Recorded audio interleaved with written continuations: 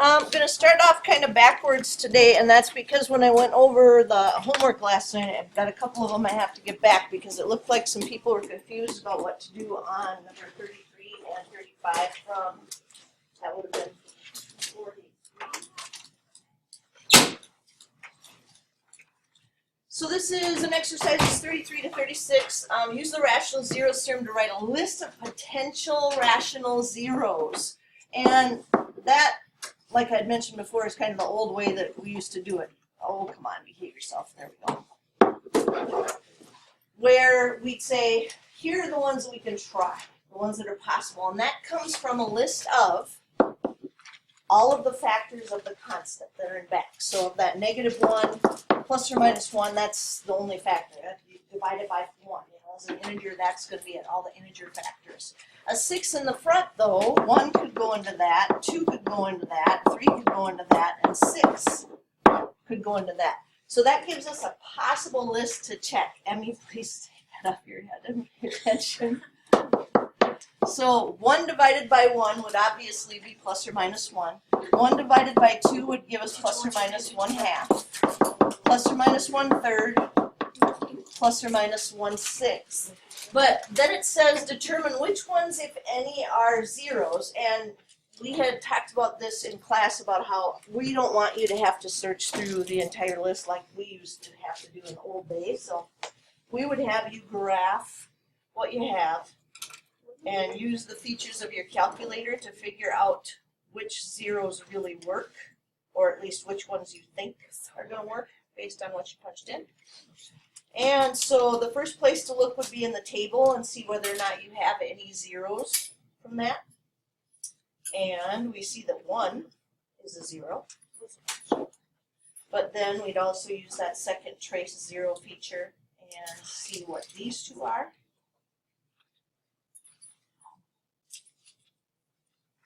And that one, unless you recognize it as some kind of fraction that you've dealt with before, it's not rational. You know, it's just some fraction that's out there. So this one said just list the rational zeros, so we wouldn't use that one. If it came out to -0.3333, then obviously we're supposed to know that's a -1/3 and go after it. But that one also is not a number that you would recognize as a normal rational root. So what we would do is synthetic with the 1, because this is the important part.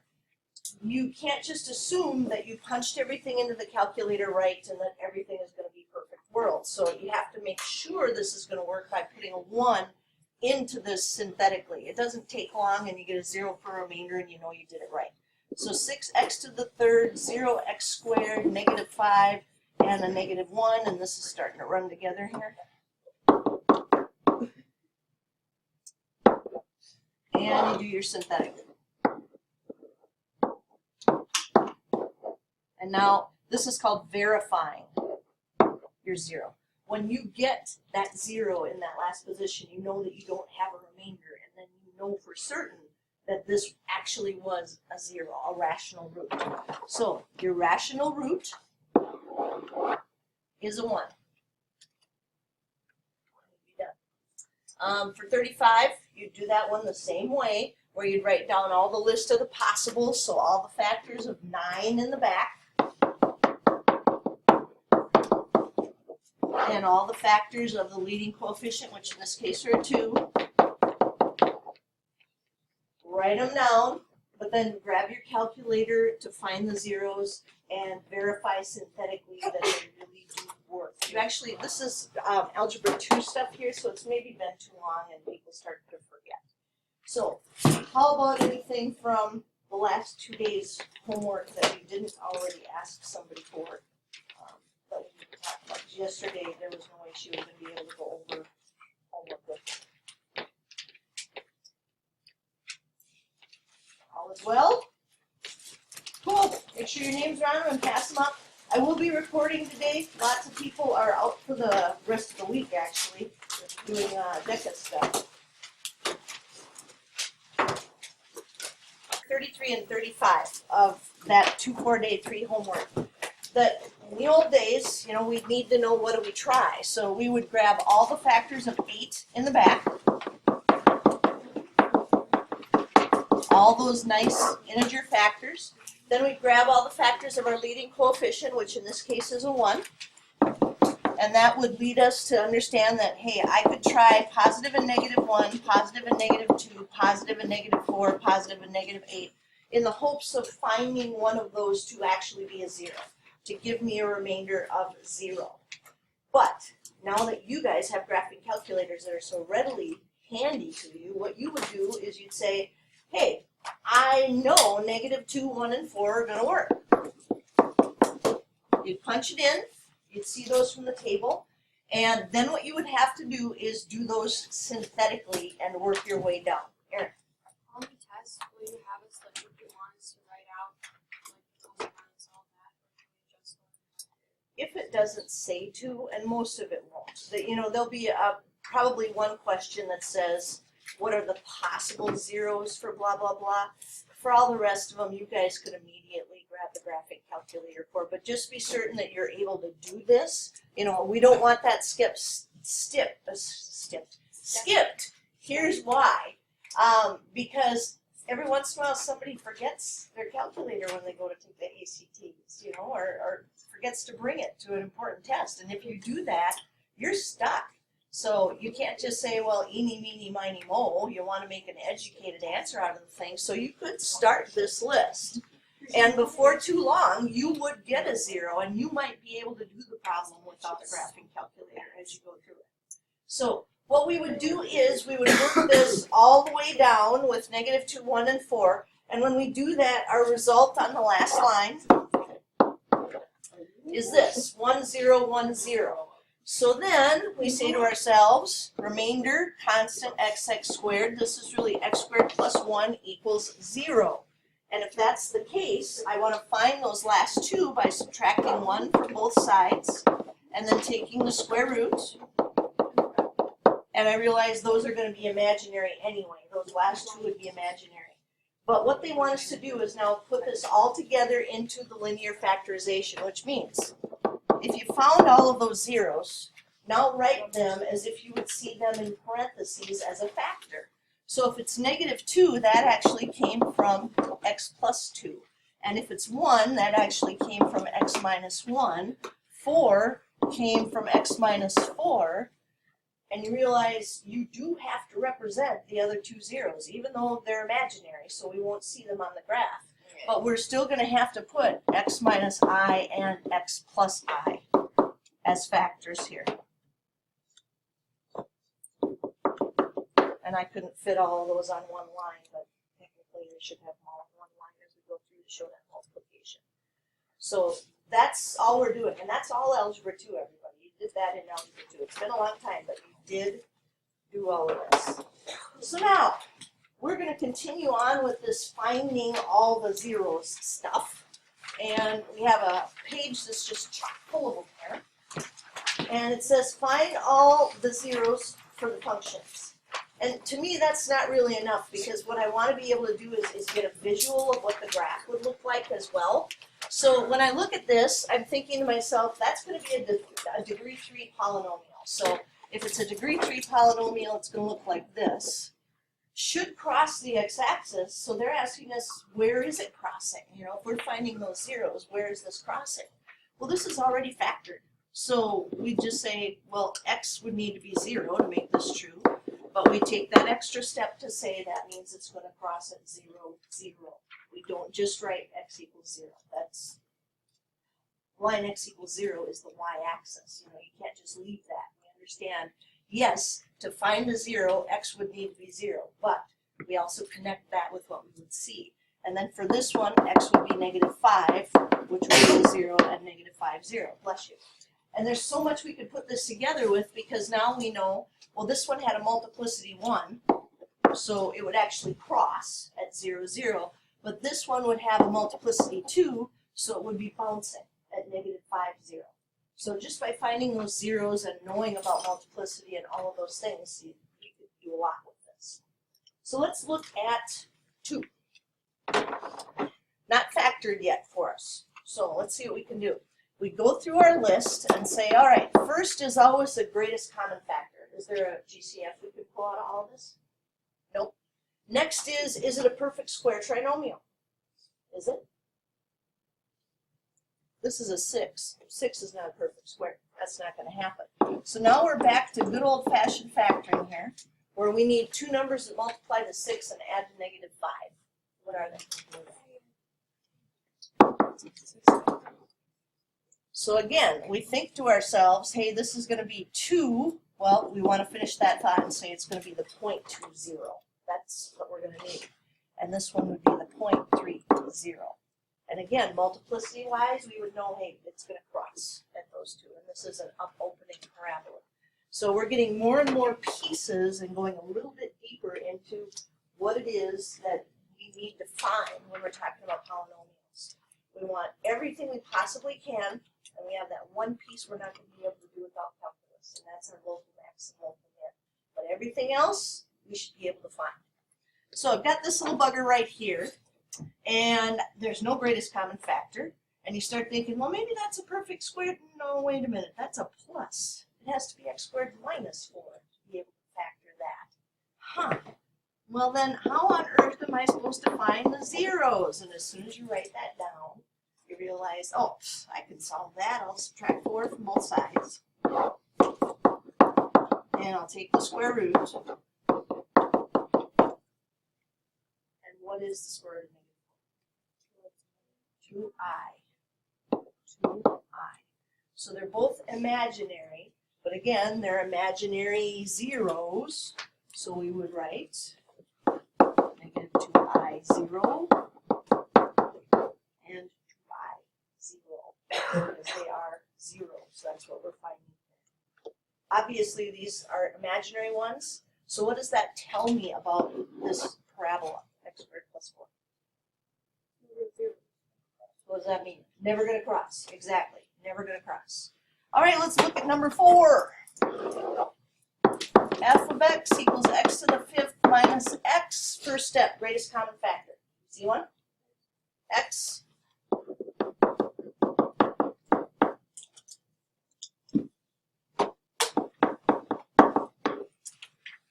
Perfect square something or other? No, it is. It's a difference of 2 squares. Now, if you look at that, you're thinking, that's not perfect square, Cedar Home, because that's got a 4 there. But isn't x squared times x squared, x to the 4th? That is a difference of 2 squares.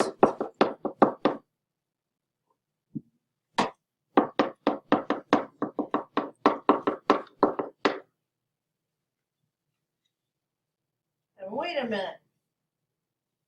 Can't one of those be factored again?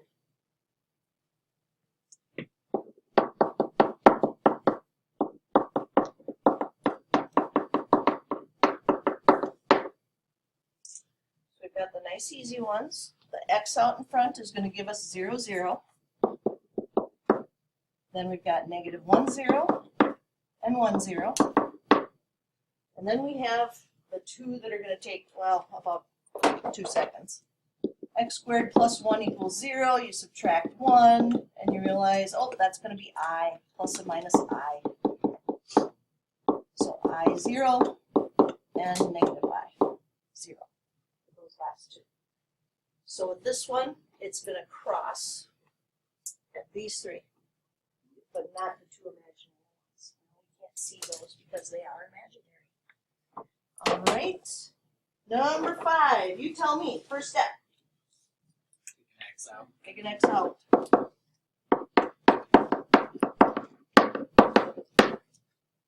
Got any perfect square anythings?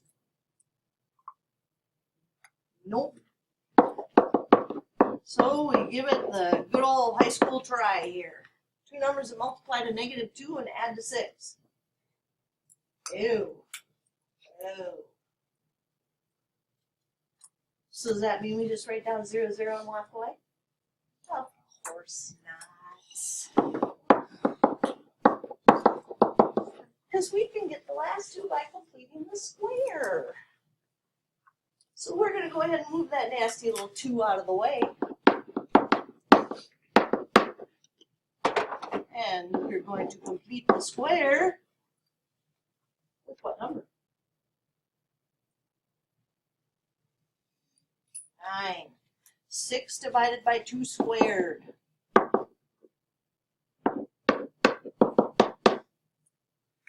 What's the left side gonna say now? X plus 3. So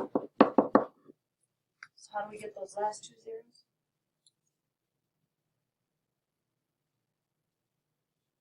Square root.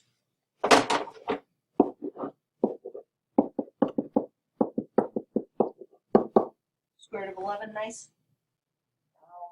How do we finish it up?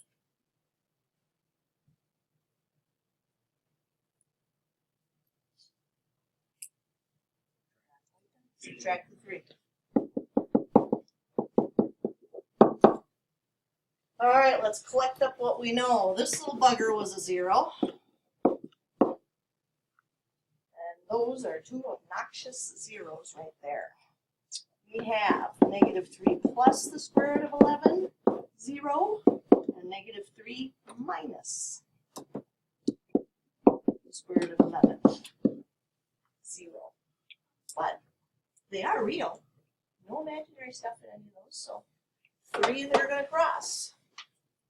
All right. I need myself enough space for this monster.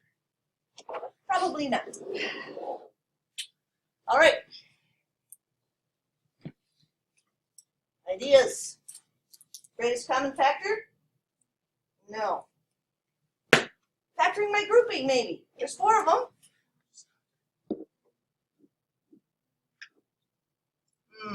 That's not going to work. I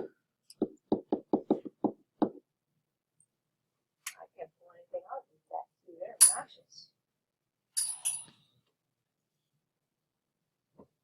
Write down can't do and walk away. Never. Remember, 2 rules in math. No crying and never give up.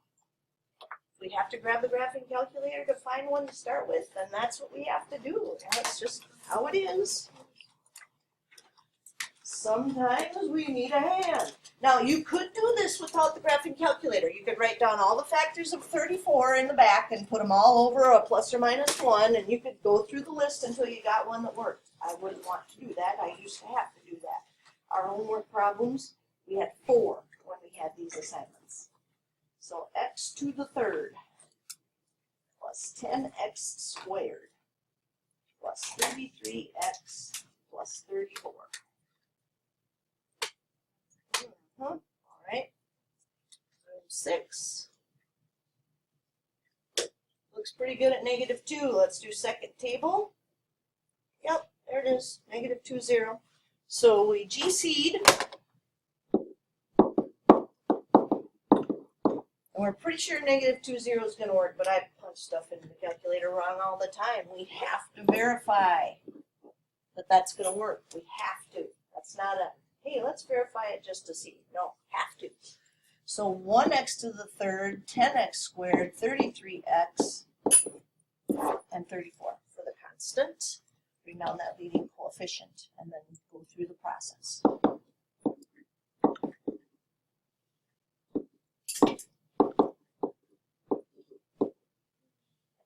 Cool. Worked. And we are left with remainder constant x squared. X squared plus 8x plus 17, and we still need a couple of zeros. How can we get them? Completing the square. Get the 17 out of the way.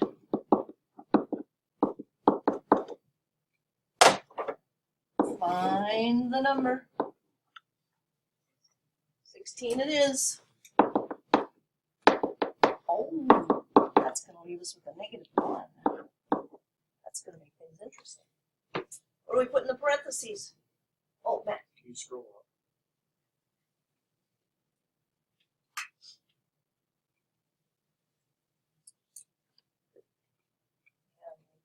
Catch up. Sorry. Holler at me in the future if I get too far ahead.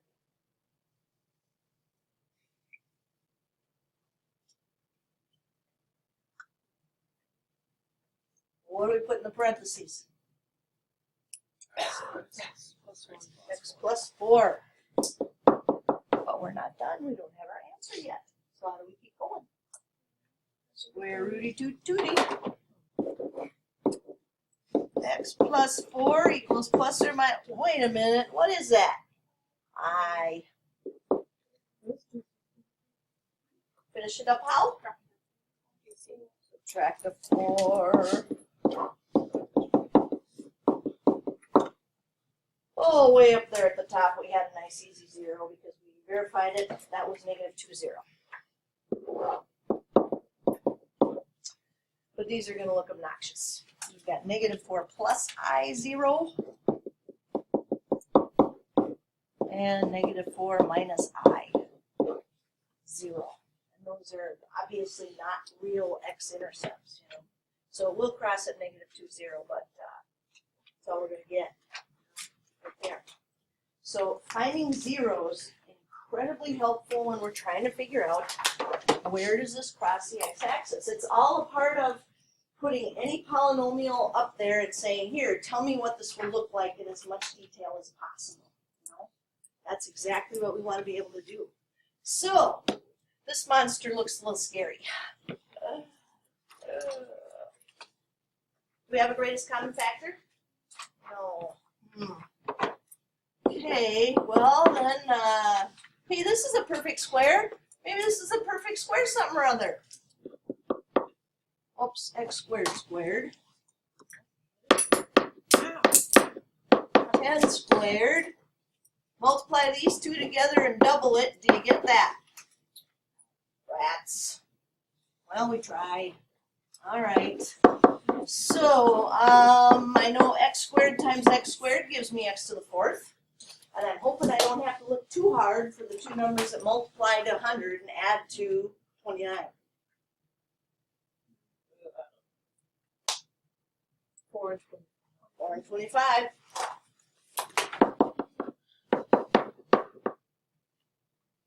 Either one most factorable? No.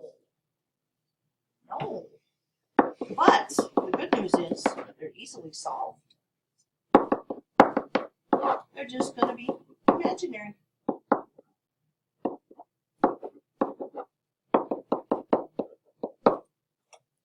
Plus or minus 2i for that little one.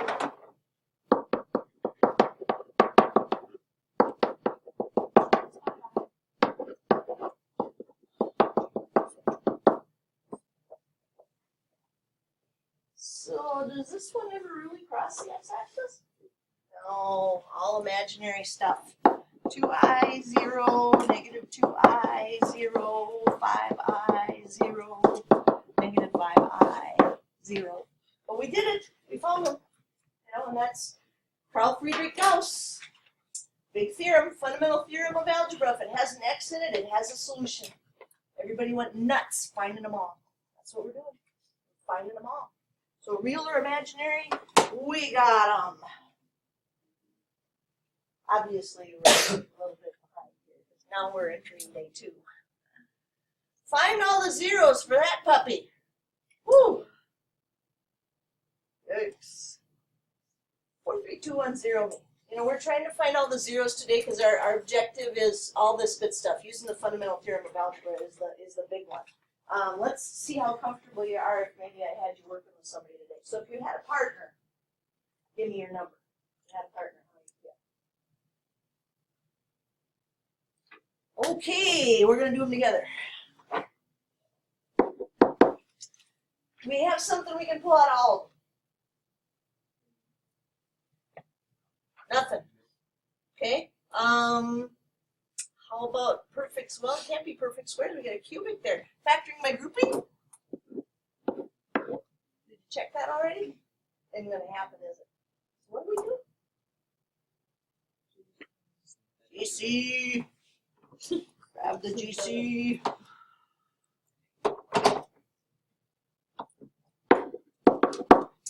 Gotta have something to start with. So let's see, graphing calculator, help us out. X to the 3rd plus 11x squared plus 39x plus 29.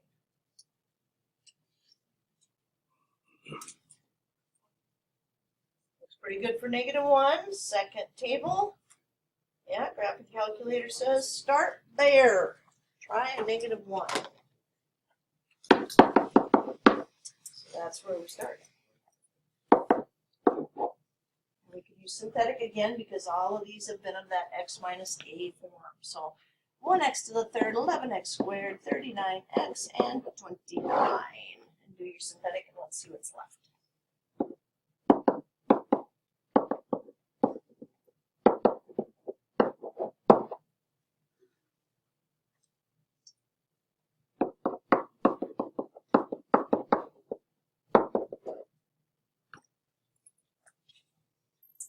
It is entirely possible that this might be factorable. If we just missed something earlier, this might be factorable. So we should take a second and kind of question ourselves here. 29, two numbers multiplied 29 and add to 10. Not gonna happen. All right, so what do? We need them. Square. Complete the square.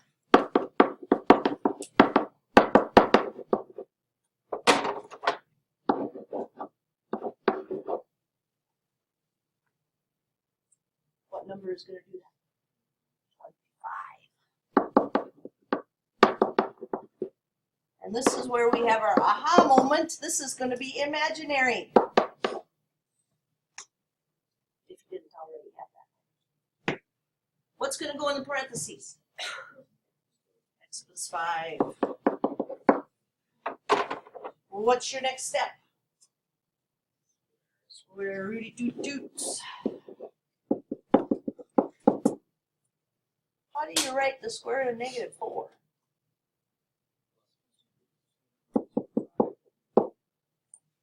Last step. Subtract 5. Oh, it was a long time ago I wrote down that first one. Was it -1, 0? The GC? Oops. Not -1. And then -5 plus 2i, 0, and -5 minus 2i, 0. So how many times does this really cross the x-axis? Just once. Just once out of the 3. I have a feeling this one will be fun. Oh, look at that. Greatest common factor? So we got nothing. I mean, we have no way of factoring that if we don't have a greatest common factor. It's GC time. And that's a lot of polynomial to type in, isn't it? Let's see what we can do.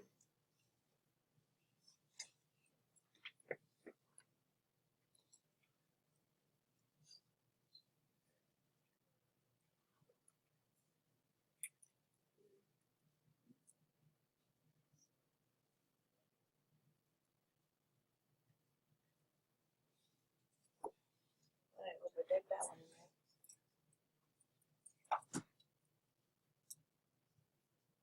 Okay, looks good.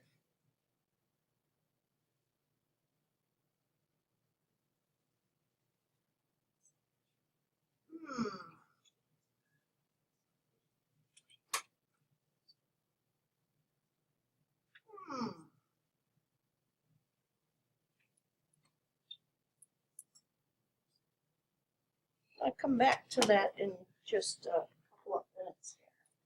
We'd want to check 2, right? I mean, that'd be a good place to start. Then we're going to have some decisions to make.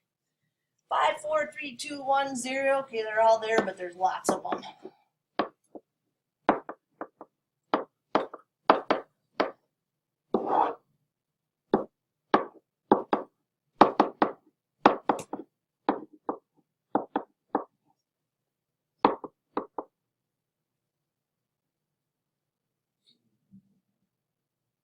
Oh, what did I mess up?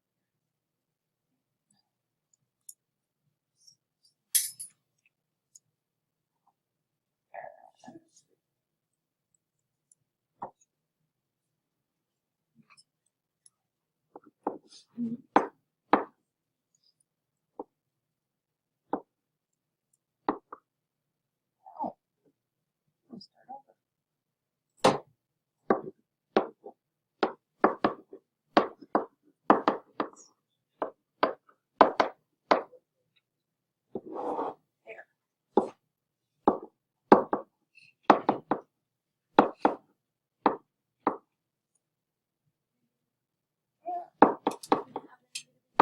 I do? Oh, I skipped the negative before?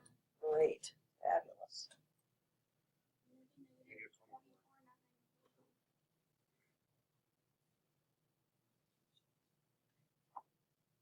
I don't like squishing. I'm squishing. Plus negative 32, negative 56, negative 14.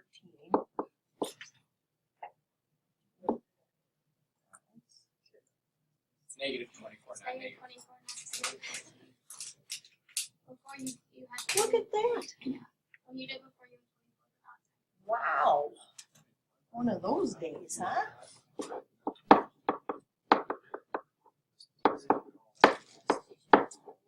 Phew. All right, now, can we, even if we wrote that down, could we factor it?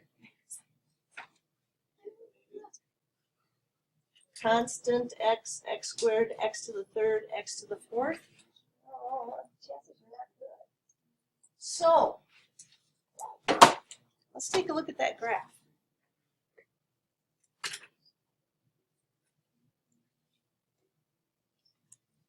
That's all we get, right? Is it possible that 2 might be a repeat 0? Yes. It is possible. So it is crossing. So it could be multiplicity 1, but what other multiplicity could it be? Could be 5. Could be 3. Because remember, any of those odd multiplicities get us to cross. So I'd try it again. I mean, that's all we have at this point. I'd keep, well, hopefully with better math skills than last time. But put the 2 in there. Let's see what we get. If it works, fantastic, because then we'll know we got to do 2 again.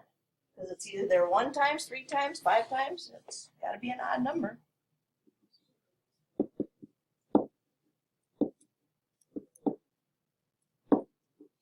Well, look at that. So now it has to work again. Because its multiplicity up there has to be an odd number because it has to cross. So we'll go with the 2 again.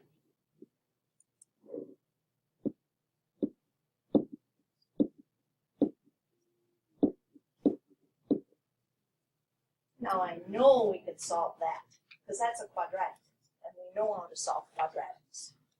So we have now used the graphing calculator to figure out 2, 0 is there, and in fact we found out it had to be a multiplicity of 3. It has to be. But what we have left is remainder constant x, x squared. This. Now we could try and factor it, but we already know it's not going to be factorable or it would have showed up there. So it's not. So what do? Complete the square.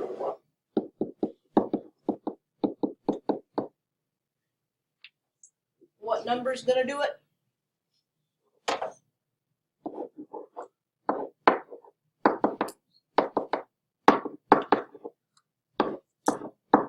We already knew it was going to be imaginary anyway, right? Yeah. What's going to go in the parentheses?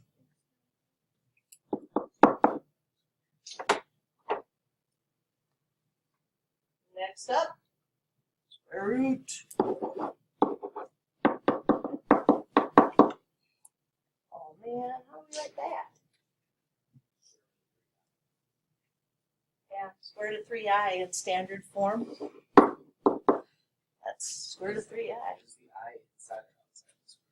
It is outside the radical. You could write it, because this didn't say we had to write our answers in standard form, you could write it as I square root of 3 if you're worried about the radical going the other way. Some books really force standard form down your throat, but this one is not necessarily one of those books. So do you guys remember standard form for imaginary numbers? A plus bi, which meant the real part had to be in front and then the I had to be in the back. But they didn't say that, so we could also write this as x minus 1 equals plus or minus I squared, so 3. If we're worried about our radical going too far over it and looking like the I is underneath it. And then we just add 1. So there are the other 2. We had the very nice 2, 0 that actually was there 3 times. And then we would have 1 plus I squared roots of 3, 0, and 1 minus I squared roots of 3, 0. That's a beautiful problem there. That's a lot to keep track of, a lot. So, this extra example is going to be fun.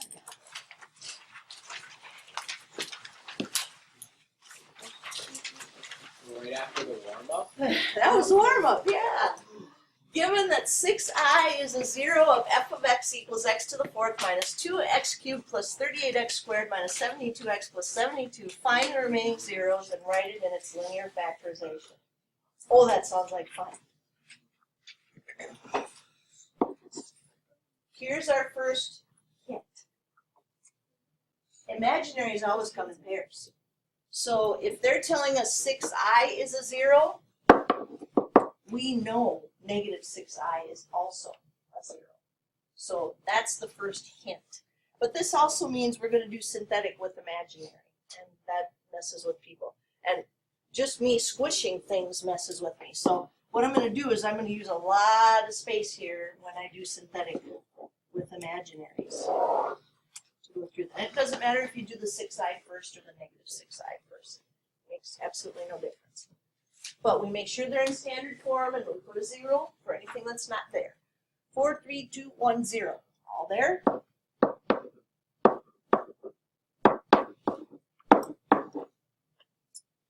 Get started. So you bring down your leading coefficient. Multiply. And if you're looking at that and saying, well, when I add that, I can't really put them together. You're absolutely right. You can't. It's going to be negative 2 plus 6I.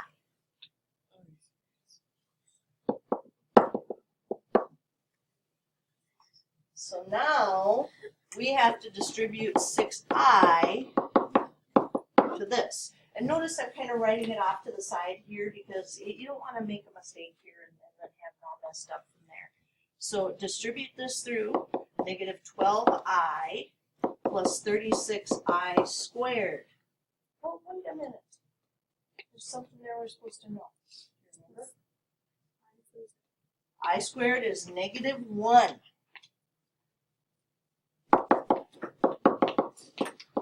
So this would really be negative 36 minus 12I.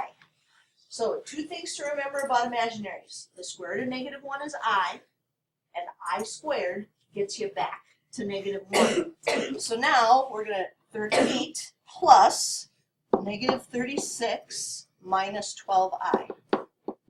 That's why I should have given myself even more space. 38 minus 36, hey, that's 2. But we've got this little tag along of minus 12I. Again, taking some more space. And I'd rather have it all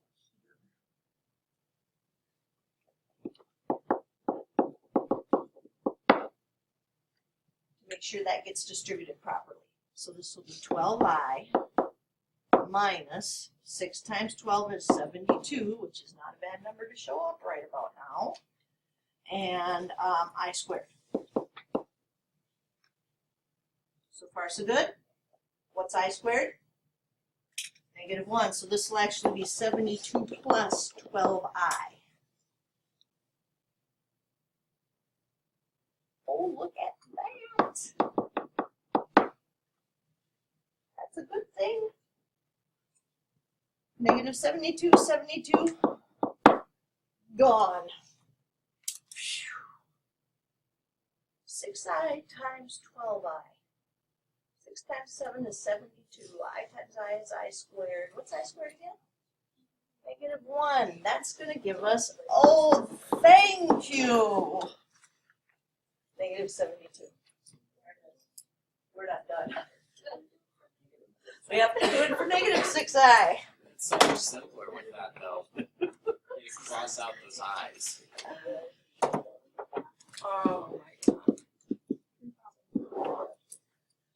Phew. All right. Bring her down. Multiply. Oh, the eyes are gone for a second. Positive 6i, negative 6i is gone. You multiply these two together. Oh, look at that. That's a good thing. Multiply. Woohoo! One of these would have been, if you're thinking right now, what if we'd have done the negative 6i? One of them was going to be awful. One of them was going to be a mess. It was. And it was just a matter of, do you want to work with the negatives first, or do you want to work with the positives first and try to go from there? And most people are comfortable working with the positive 6i first before they go through this. Are we done? No. But this is something we can figure out, because remainder constant x squared.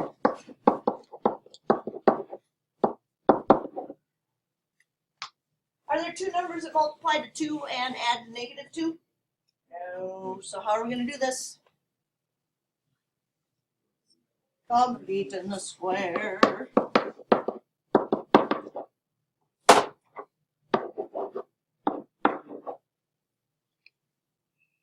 What's going in the box? 1.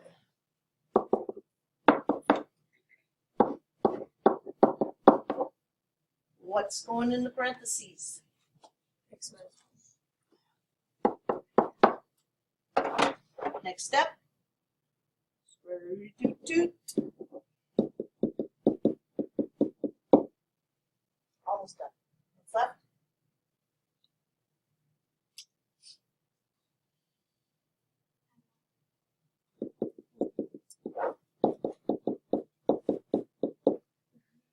Phew. Found them all. Now we just have to write the linear factorization. That's all. That's it. Okay, so x minus a.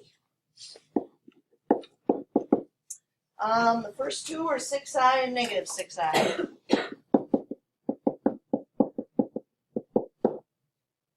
How many total did it have? 4 of them? Okay, so we gotta write those.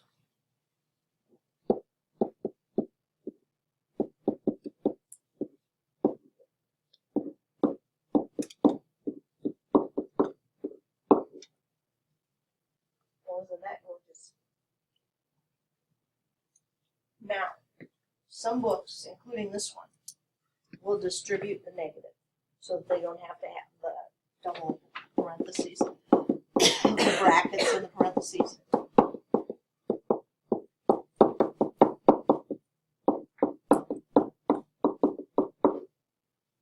So you might see it like that. But either one of those would be correct. And this one shows that you know exactly what you're doing with those zeros and getting them in that linear factorization. Oh, that was a fun problem. It gets better.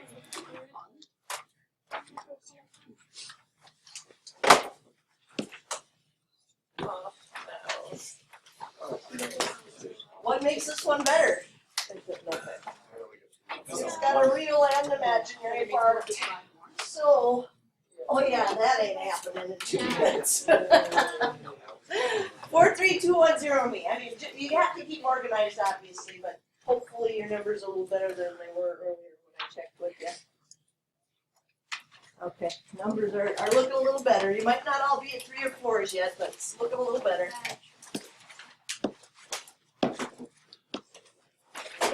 All right, that one you got yesterday.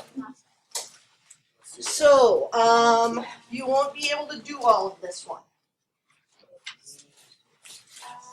So maybe get a start on it, and when you get to that spot where you're going, don't think we did that yet.